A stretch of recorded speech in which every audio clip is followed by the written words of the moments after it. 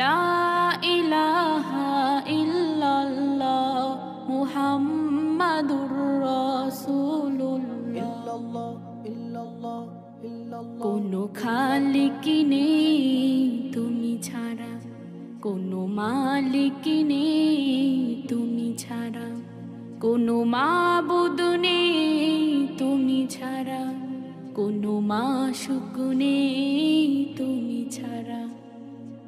এই জীবনে তোমার মতো আপনার কেউ নাই, এখানে ওখানে সবখানে শুধু তোমাকে খুঁজে বেড়াই।